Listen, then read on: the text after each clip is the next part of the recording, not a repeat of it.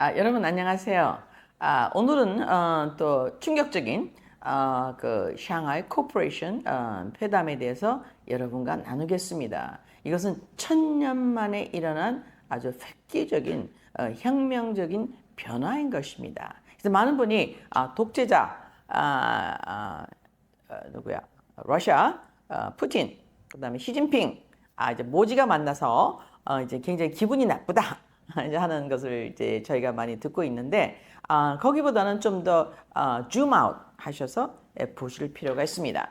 징기스칸 시대에는요, 사실은요 엄청난 순발력을 가지고 사실은 처음으로 동남아시아, 지금 뭡니까 아시안, 유라시아 컨티넨트를 반으로 나눴을 적에 처음으로 유럽을 정복했어요, 실제로. 그래서 프랑스에 가시면 한국 사람하고 똑같이 생긴 사람들도 사실 제법 있습니다. 그리고 이제 독일까지 쳐들어갔죠. 근데 여러분 몽고에 가보신 적이 있으니는 모르겠지만은 천년 전에 몽고에 무슨 길이 있겠습니까? 나침반이 있겠습니까? 그 막막한 몽고 평야, 지금 외몽고, 내몽고 합쳐서 거기를 가로질러서 인간 인터넷을 가지고 네트워크를 만들어서 유라시아를 정복한 징기스칸 천년 전이죠. 그때는 영국이 굉장히 힘이 약했을 때입니다. 영국이 막 뜨기 시작할 때죠. 그래서 징기스칸 시대 이후로 처음으로 다시 유라시아가 뜨기 시작했습니다. 정확히 말하면 이제는 9월 2일, 9월 1일 2025년이라는 뭐 굳이 날짜를 넣자면 샹하이 코퍼레이션 회담을 갖다가 들 수가 있겠습니다. 샹하이 코퍼레이션 회담은 사실은 그동안 패자들의 모임이죠. 그래서 우리가 일명 글로벌 사우스라고 합니다. 글로벌 노스, 즉 뭐죠? 우리 서구 유럽을 중심으로 한 개발된 나라가 이제는 세계를 지배해 왔습니다. 근데 사실은 정확히 말하면 글로벌 노스가 아니에요. 이것은 G7인 것입니다.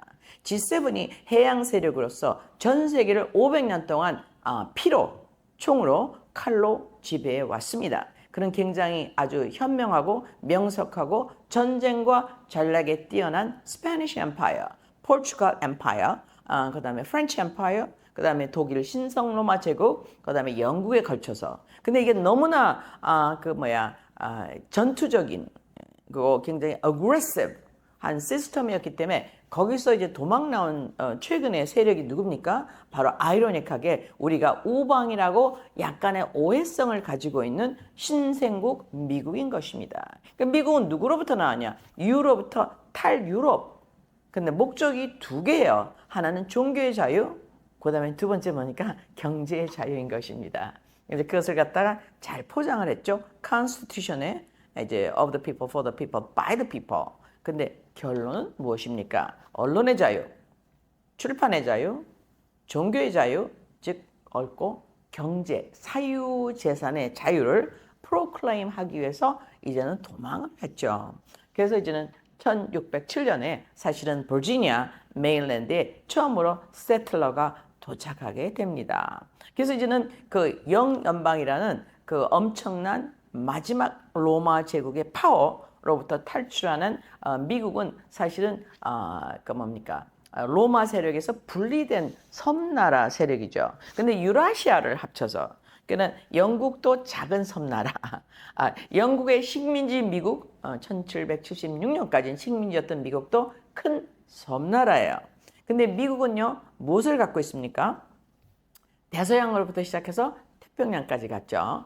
그 다음에 또 영국은요 섬나라이기 때문에 아주 작아요. 그러면 이제는 그 현재 유라시아 대륙에 지금 현재 우리가 말하는 EU라는 일종의 꼬봉의 나라라고 말하면 좀 이제 뭐가 어폐가 있지만은 EU와 나토를 가지고 유럽을 1945년 2차 대전 패배. 사실은요 누구에서 승리를 했어요? 스탈린과 루즈벨트의 협력에 의해서 아이젠하워 장군에 의해서 그러니까는 승리를 했습니다. 어부질이 승리를 한 것이죠. 그때부터 이제는 군사적인 패권이 뺏겼기 때문에 경제와 군사권의 확보를 위해서 EU와 나토를 만들었죠. 근데 영국은 뭡니까? 그동안 이제 전 세계를 지배했죠. 서부 아프리카, 인도, 중국, 그다음에 러시아는요 일본을 키워서 침략해서 이제 지배해 왔다고 말씀을 드렸습니다. 러시아는 너무 방대한 나라는 일본은 동부에서 쏘고 서부는 누가 썼죠?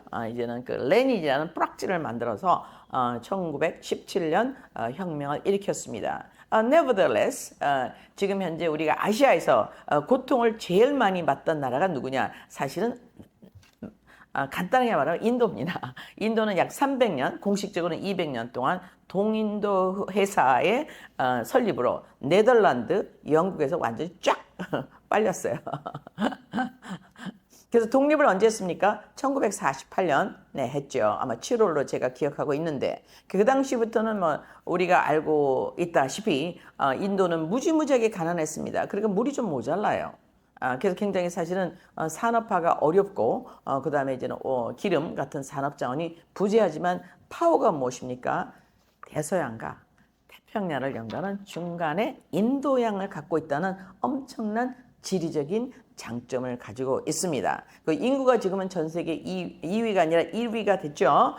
그래서 중국과 그 다음에 인도를 합치면 전 세계 인구의 35%를 육박하는 엄청난 잠재력, 뭡니까? 생산력, 소비력을 갖고 있게 됩니다. 그래서 지금 현재 인도 피해자 인도와 누가 만났습니까? 중국이 만났어요. 중국은 언제 망했습니까? 청나라가 아편 전쟁으로 완전히 나쁜 말로 하면 완전히 초토화, 박살. 이게 1860년대 박살을 났는데 누구한테 났어요? 프랑스와 그리고 영국에서 박살이 났습니다. 너무나 힘드니까 사람들은 다 남자들은 길에 나부러져 있고 싸울 사람은 없으니까 어떻게 했습니까? 그때 청나라가 섭정 비슷하게 이렇게 관리하던 대한민국의 전신 이씨조선의 녹둔도 지금의 프리모리아 지금 연해주를 넘겨주게 되었습니다. 이건 뜨거운 감자였기 때문에 관리를 할 수가 없어요. 네가 원하는 게 이거니까 너 러시아랑 싸워. 그게 이제는 1860년 북경 조약입니다. 그러고 나서 북경 조약이 나서 초토화돼 갖고 사람이 이제 없잖아요. 이제는 그 왕권이 완전히 무너졌잖아요. 그래서 누가 들어왔어요? 그러면서 이제는 일본 사람들이 많이 들어왔죠. 그래서 공식적으로 1912년 일본에 의해서 청나라가 무너지기 전까지 나라는 완전히 혼동의 세계에 있었습니다. 그럼 이것을 만든 사람이 누구냐? 간단하게만 대영 제국입니다. 인도를 갖다가 이제는 라즈, 브리티시 라즈라고 해서 300년 동안 완전히 쫙 빼먹고 그 다음에 어디까지 갔습니까? 중국은 뭘 했어요? 아편으로 완전히 골병을 들인 다음에 어떻게 했습니까? 이제는 일본을 키워서 대타로 이제 무기 대주고 돈 대줄 테니 네가 대충 싸워봐. 그래갖고 이제는 청나라가 1912년에 넘어졌습니다. 그 전에 넘어진 나라가 누구죠? 대한민국이죠. 아니면 이씨조선. 1910년에 합병이 됐지만 실제로 계약은 1890년 말에 이루어졌고 1902년에 확인이 되었습니다. 영일 조약에 의해서. 그러고 나서 그때 로일 전쟁을 태클을 걸었는데 러시아가 쓰시마에서 하루 만에 지는 바람에 영국의 조작으로 지는 바람에 어떻게 됐습니까? 이제는 힘이 없는 러시아가 이 모든 것을 포기하고 전리품으로 영국이 대한민국 이씨조선을 1905년에 공식적으로 일본한테 넘겨주고 당시에 같이 영국과랑 하모니를 맞추던 그 미국은 어떻게 또 일본하고 조약을 맺었습니다. 그래갖고 어떻게 됐어요? 일본이 대한민국 이씨조선을 가지고 그 다음에 미국은 누구를 관리하기로 했느냐? 필리핀을 관리하기로 한 것이 1905년입니다. 그래서 이씨조선은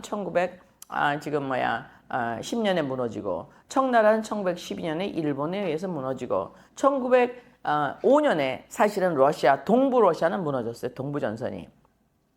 그때 그 이야기가 그 동부전선 블라디보스톡을 개발한 사람이 율브리너의 할아버지 줄 브리너 그리고 아들 보리스 브리너 그 또 아들 손자 우리가 알고 있는 율브리너 그 아들의 락 브리너의 스토리에 대해서는 말씀을 드린 바 있습니다. 락 브리너는 히스토리언이에요. 역사가로서 이 역사를 저술해서 여러분이 보시면 Empire and Odyssey라는 책을 써서 우리 대한민국 마지막 이씨조선의 사가를 알려주고 있습니다. 이제 1917년 영국이 만들어낸 공산주의, 레닌이라는 그 망명자가 돈이 없죠. 글 쓰는 사람이잖아요. 그 사람이 이제 심취한 뭡니까? 막시즘을 갖다가 이제 한 번도 연습한 적이 없습니다. 그래서 막시즘에 뭐 군대를 키워준 독일, 그리고 자금을 대어준 영국과 또 한 나라 작은 나라가 있죠. 그 여러분 조사해 보시기 바랍니다. 제가 영상으로는 이제 말씀드리기 좀 어려운 점도 있어요. 왜냐하면 우리가 알고 있는 나레이션하고 너무나 다르기 때문에 여러분께서는 공부를 하실 필요가 있습니다. 이제 이쯤에는 이제 많이 알려주고 있죠. 특별히 2025년 7월 털시 가바드가 러시아 다스에 러시아 죽이기 러시아 선거기 뭐 다 계속 다 러시아 뭐가 잘못되면 러시아입니다. 그다음에 뭐 병이 나면 전부 아프리카야. 아프리카 모기 아프리카 어쩌고 아프리카 이거는요 extremely biased된 사이 오퍼레이션 사이코 작전이라는 걸 여러분이 아셔야 됩니다. 그래서 지금 그 트럼프를 잡으려고 했던 2016년, 2020년에서 계속 나오지만 그거는 지금 현재 다급한 상황보다는 이미 트럼프가 이기고 있는 전쟁이니까 오늘은 특별히 이제는 그러니까 유라시아의 100년 만에 도래 100년 만에 도래가 이루어졌다는 거, 멀티폴라 시대가 이루어졌다는 것을 여러분에게 알려드리고자 합니다. 그래서 이번에 이제 희생자였던 그 다음에 중국, 일본에 대해서 말씀드리고, 중국과 인도, 그 다음에 누굽니까? 러시아 푸틴이 만났어요. 푸틴은 독재자, 나쁜 놈. 모든 것은 이제 푸틴은 이렇게 하고 있죠. 근데 푸틴은 러시아는 정말 희생자예요. 자기네가 공산주의를 만든 적도 없습니다. 그리고 또 하면 자기네가 이즘을 만들기에는 그 사람 톨스토이 뭐 들어보시거나 뭐 이제는 그 예술가 뭐 쥐아벌 들어보시면 굉장히 로맨틱한 사람들이에요, 사실은. 근데 이제는 그런 새로운 아이디올로지로 그냥 벼락을 계속 맞다가 1991년에 마침내 받은 돈 누구로부터 받았는데 라고 정확히 인터넷을 가면 독일이라고 나오는데 독일이 그 많은 자금을 댈 수가 없습니다. 어쨌든 간에 많은 그 금괴가 유럽으로부터 사이베리아 레일을 통해서 이동했다는 것은 사실입니다. 뭐 사라졌죠? 어디를 갔는지는 잘 모르겠지만 이것도 이제는 트레저 헌터한테는 재밌는 토픽이 됩니다. 그래서 러시아가 이게 돈을 쓰다가 이제는 망했죠. 해보지 않은 공산주의를 해보니까 이게 말이 안 되는 거죠. 그래갖고 생산성이 없기 때문에 91년에 망했습니다. 91년에 망하면서 고벌차프하고 이제 미국하고 딜을 했죠. 이제는 나토를 극동으로 이동하지 말아달라. 근데 우리가 그것도 어길 뿐만 아니라 민스크 조약도 어기면서 이제 우리가 보시는 우크라이나 전쟁에서 이제는 가부간에 이제는 그동안 이 모든 것을 마니터링 컨트롤 해왔던 세력 뭡니까? G7의 세력의 그 모든 것이 이제는 적나라하게 드러나는 시대. 그걸 뭐라고 합니까? 이제는 유라시아 시대가 이제는 유럽 G7 유럽 센트릭 시대가 종말을 짓고 이제 유라시아 시대가 도래했다라는 것이 이제 9월 1일 그러니까 샹하이 코퍼레이션 미팅에 사실은 선포인 것입니다. 이스라엘 사람들은 뭐예요? 엄청난 피해자예요. 영국에서 300년 동안 당한 그 영화를 보시면 여러분 끔찍스럽습니다. 한국은 36년 당해도 지금까지 우리가 지금 용서를 할 수 없다고 지금 계속 하고 있는데 이 사람들은 거의 300년을 당했어요. 완전히 조자리가 났습니다. 다 뺏겼어요. 이런 상태에서 이제는 이익을 받은 게 뭐냐? 영국 아이들의 전법을 알았어요. 영국 아이들의 어떻게 divide and conquer 나누기를 써서 이분법을 써서 남을 하는가를 이제 배웠죠. 근데 그들의 금융을 배웠습니다. 그다음에 세 번째 사이드 베네핏은 무엇입니까? 많은 종족이 살고 있는데 거기서 어떻게 됐어요? 언어가 영어를 배웠다는 거죠. 그래서 이것은 굉장한 에셋인 것입니다. 그래서 영국이나 미국의 지금 현재 트럼프를 반대하던 일명 딥스테이트하고 내고할 때 정면 스트라이크를 칠 수 있는 능력을 인도는 이제 습득하게 되었습니다. 그게 이제는 300년 동안의 엄청난 연습 과정을 거친 거죠. 그 다음에 중국은 어떻게 했습니까? 이제 1912년 망한 다음에 공산주의 갑자기 듣도 못할 공산주의가 들어와서 31년에 모택동 들어오고 이제 난리가 났어요. 그러니까 무지무지하게 가난하게 됐습니다. 문화혁명 때 약 4천만에서 5천만을 순식간에 10년에 싸그리 제거하는 무시무시한 그런 사건이 여러분 많은 분들이 청취자 분들께서도 아시는 분들이 있을 것입니다. 이제 힘이 다 빠져서 죽을 때가 되니까 1972년에 짠 들어가서 어떻게 했습니까? 이제 우리가 노동력을 써갖고 이제는 그때서부터 메이드 인 차이나가 1971년부터 생기기 시작했습니다. 그때로부터 이제 이제 여러 가지 베네핏을 많이 받았습니다. 이제 인더스트리얼라이전의 맛을 보고 매니팩처링을 하면서 그럼 중국이 잘한 게 이제 몇 가지가 있는데 그 중에 하나가 있으면 유학을 시켜서 아이들을 고국으로 불러들인 게 이제 한 가지가 잘한 것입니다. 그다음에 두 번째는 뭡니까? 미국이나 영국의 스펙을 받으면 스펙을 다 보관해서 그거보다 더 낮게 만들어서 이제는 하는 것입니다. 그래서 매니팩처링 컴피티션 가격을 지금 노동력이 싸니까 가격을 낮출 뿐만 아니라 더 좋은 양질의 제품을 만드는데 이제 궤도에 올라갔습니다. 그러니까 더 이상 이제 메이드 인 차이나가 정크가 아닙니다. 이제 더 이상 많은 제품이 경쟁력이 있게 되었습니다. 세 번째는 무엇입니까? 가만히 보니까 자기 중국에 실패한 이유는 정화라는 사람이 명나라 때 있었습니다. 그래서 어디까지 가냐? 아프리카 중동까지 무역을 했어요. 근데 갑자기 함대를 다 불태워버렸어요. 1300년대 후반에. 그때는 포르투갈 영국이 아직 힘이 없을 때인 것입니다. 그런 바람이 어떻게 됐어요? 이제는 해양으로 가지 않고 대륙으로 이용을 해서 그것 때문에 지금은 중국이 모멸적인 뭡니까? 그 일본과 영국에 의한 청나라의 아주 치명적인 붕괴. 그러고 그다음에 자기네가 듣도 못하는 공산주의한 치명적인 이제 많은 변화가 있었죠. 그래서 이제는 그들이 지향하는 게 뭐냐면 우리는 뭐에 부족했냐. 500년 동안 역사를 보니까 부족한 게 많은 것 중에 하나가 특이한 게 있어요. 그거는요. 1대1로인 것입니다. 길이 없구나. 자원을 가져가려도 길이 없어. 해상 로로를 만들어야겠다. 내부 도로를 만들어야겠다. 이게 지금 시진핑이 말하는 One Belt, One Road Policy 1대1로인 것입니다. 이건 너무너무 중요해요. 대한민국이 1910년에 폭망하고 이제는 그 다음에 이제 1953년에 폭삭 다 무너지고 다시 이제는 박정희 대통령으로부터 시작됐을 때 사실은 해외 지원을 하나도 못 받았어요. 살고 죽는 건 우리의 선택이었습니다.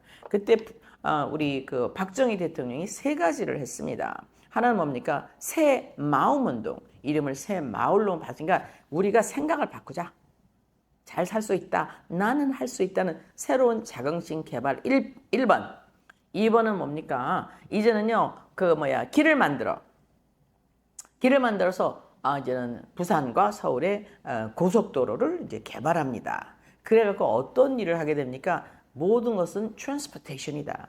생산이 빠르게, 싸게 A에서 B로 가야 된다는 지금 아마 대한민국 안에 1대1로. 그 지금 전 세계에서 터널을 제일 잘 뚫는 나라. 누굽니까? 대한민국이에요. 고속도로 제일 잘 맞는 나라 대한민국이에요. 누구부터 시작해서 할 수 있다.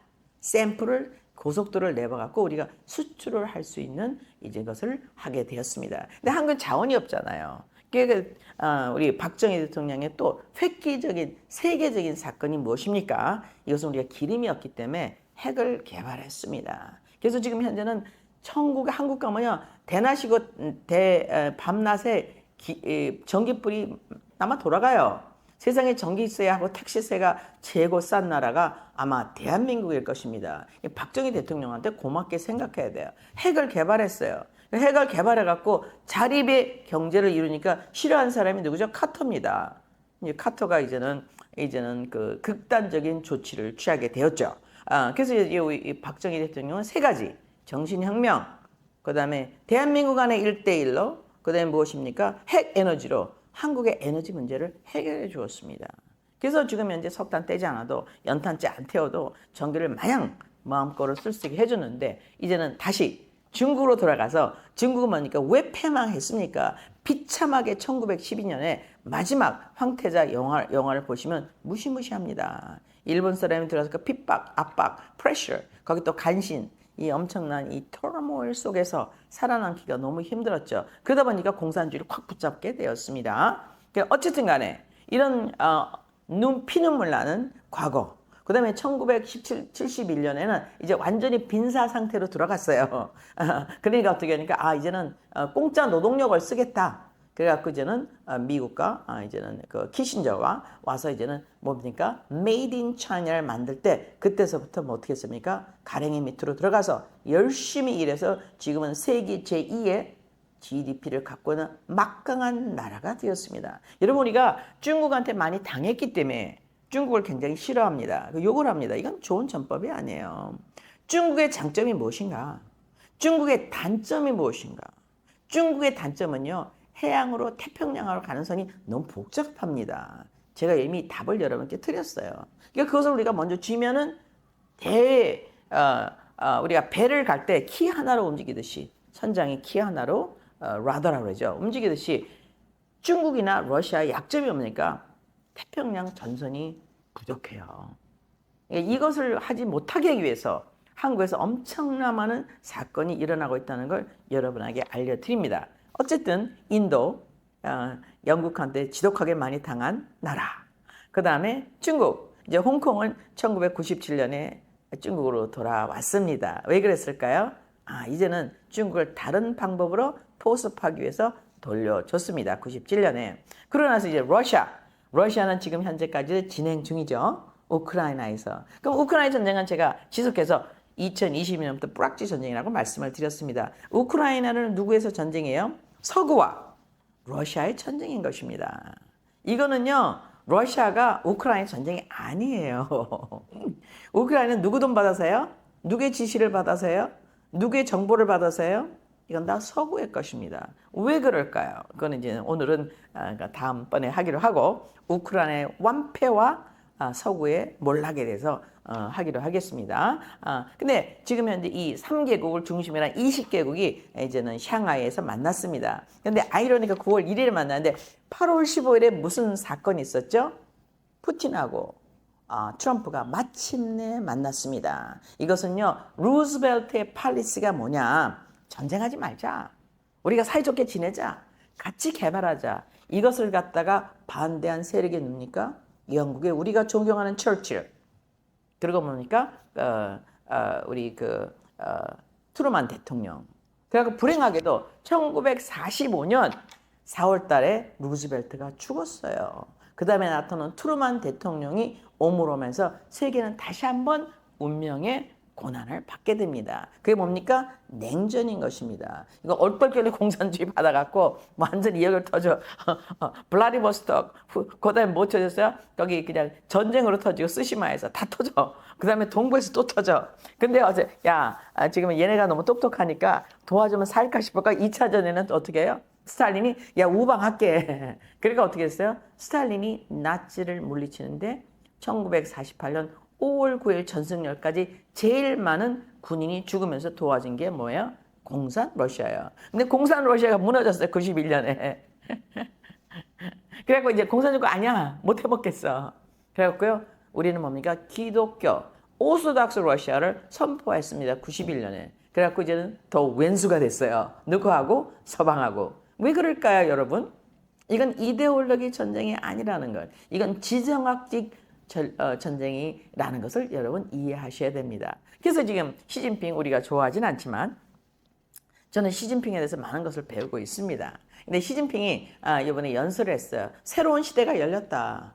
이거 우리는 New World Order를 리셋하는 것이 아니라 새로운 패러다임, 멀티폴라의 공존의 시대가 열렸다는 것을 선포하고 있습니다. 그래서 아프리카에 가서 자원을 개발하고 물론 거기 비리가 많았다고 합니다. 길을 열어주고. 근데 예전에는요. 중국이 들어가기 전에 여러분 어떻게 했어요? 영국이 무조건 폭격 싸워. 어떻게 했냐? 여기 추장 A, 추장 B가 있으면요. 추장 A한테 돈 줘. 얘 죽여. 그러면 또 B가 좀 커요. 그러면 이제 B를 키워주고다. B가 너무 크면 또 A한테 도와줘요. 그래서 they play both sides. 그게 뭡니까? 바로 로스차일드의 전법이죠. 어디서 썼습니까? 워털루 전쟁에서 썼습니다. 영국과 그 다음에 프랑스 전쟁에서 프랑스가 영국이 진다고 얘기하고 국채를 다 사버렸죠. 그러니까 하루 만에 거부가 되면서 이제는요 사람을 갖고 노는 그러니까 뭡니까 그 사이압이라고 하죠. 이제는 미스인포메이션을 던짐으로 말미암아 이 금융을 컨트롤하는 시대가 1815년부터 지금까지 계속되고 있습니다. 그래서 이런 상황에서 이제 러시아가 이제 고생을 엄청나게 해갖고 지금 이제 우크라이나에서 싸우고 있는데 그때 우크라이나에서 싸우는데 누가 이기고 있어요? 러시아가 10대 1로 이기고 있습니다. 왜 그걸 알 수 있을까요? 이거는 국민학교 1학년도 알 수 있어요. 어떻게 알 수 있습니까, 여러분? 전쟁에 가서 지금 땅을 차지해서 땅을 도로 내놔. 그 내고 하겠다 그러잖아요. 푸틴이 아니야. 원인부터 해결해야 돼. 그 원인이 뭐예요? 나토를 좀 절로 멀리 해줘. 걔네가 나를 포위하고 있잖아. 무기를 다 대주고 있잖아. 그 지금 현재 우크라이나를 중립국으로 만들어서 나토에 가입을 못하게 해줘. 라는 것 원인을 제거해달라. 그 제거를 못해요. 왜 그럴까요? 이것은 대영제국 운명하고 너무나 관련돼 있기 때문입니다. 대영제국은 뭡니까? war economy예요. 전쟁에 돈 빌려주고 사는 나라입니다. 오랫동안, 수백 년 동안. 근데 이게 하루아침에 이걸 끊을 수가 없습니다. 그래갖고 어디가 중요해요? 우크라이나에 자원이 중요할 뿐만 아니라 러시아를 협박해야죠. 근데 자원은요, 러시아가 최고 많습니다. 약 75 trillion 달러가 있어요. trillion. 미국의, 제 국적이 미국인데요. 미국의 빚이 37 trillion 달러입니다. 근데 그 두 배에 대한 자원을 갖고 있는 게 누구예요? 러시아예요. 그 러시아가 트럼프하고 8월 15일 만나서 야, 베링 해협 개발해갖고 네 물건을 내가 쓰고 내 물건 내가 쓰고 자원 같이 개발하자. 그럼 전 세계에서 자원을 가장 많이 가진 두 컨티넨트가 이제는 협조 관계에 들어가게 됩니다. 거기에 베니피셔리 일본이 누구라고 그랬습니까? 제가 수혜자가 누구예요? 가만히 즐기고 우리 여행만 다니던 대한민국 한반도입니다, 여러분. 왜? 첫 번째 부동항이 있는 한반도가 가장 수혜자가 됩니다. Nevertheless, 그래서 이 9월 1일 날의 선포는 엄청난 중요한 선포예요. 이것은 결국 무엇에 대한 선포입니까? 대영제국의 시대가 끝났다 하는 선포인 것입니다. 대영제국의 driven economy, 대영제국의 central banking economy가 끝났다.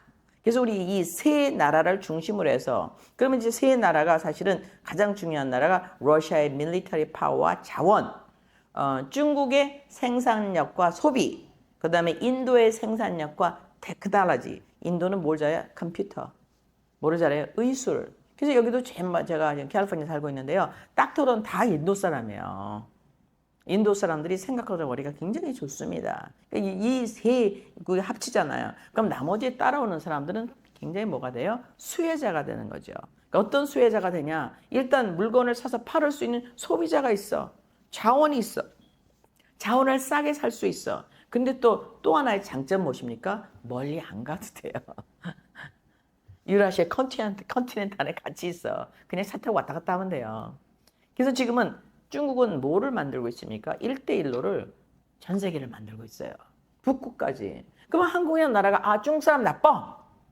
여기 와서 다 가져갔어. No kidding. 이거는요. 좋은 자세가 아닙니다. 우리도 1대1로를 해야죠. 1대1로를 만들어야죠. 가서 정복을 해야죠. 영국이 세계를 정복을 했다면 대한민국은 맨날 앉아갖고 너무 나빠. 왜 이것만 하고 있습니까, 여러분?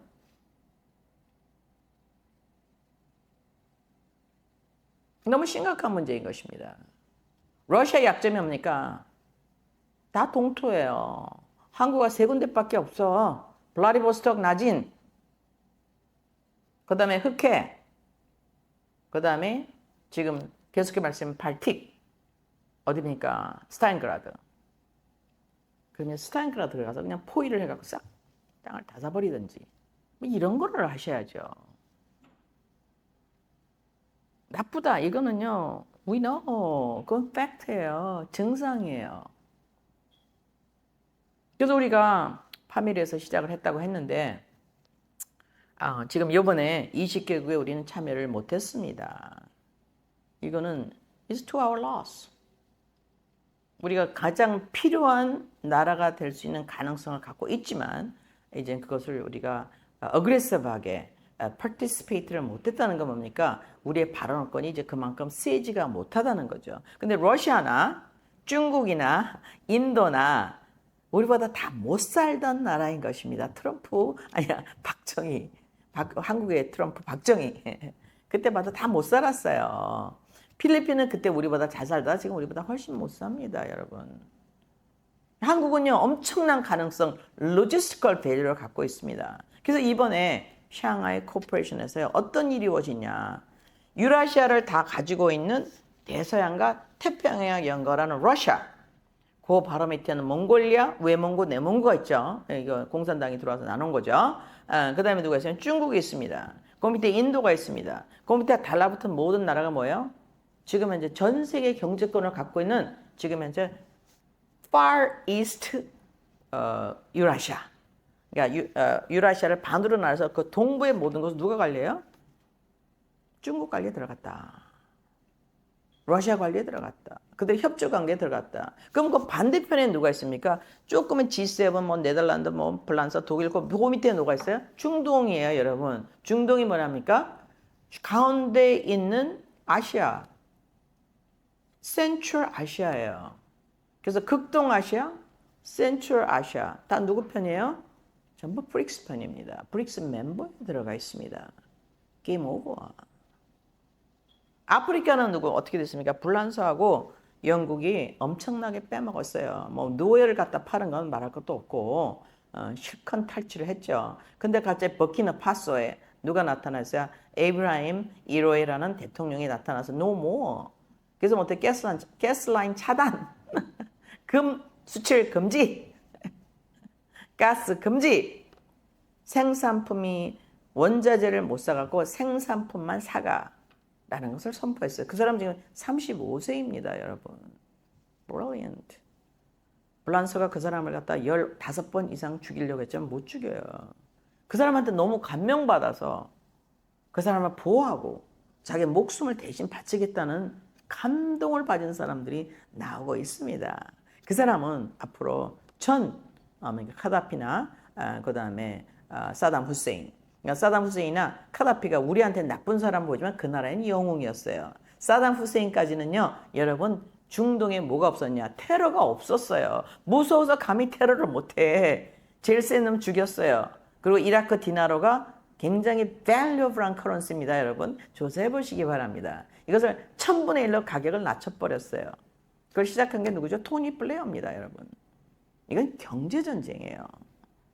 그래서 이라크가 지금 그렇게 완전히 잘 살다가 완전히 폭망, 그 다음에 카다피가 어떻게 됐습니까? 카다피는 기름을 갖고 모든 것을요, 금으로 만들어서 전 아프리카 통화를 금으로 하려다가 그냥 먼저 돌아가셨습니다. 왜 그랬을까요? 이건 영국의 뱅킹 시스템의 도전자이기 때문에.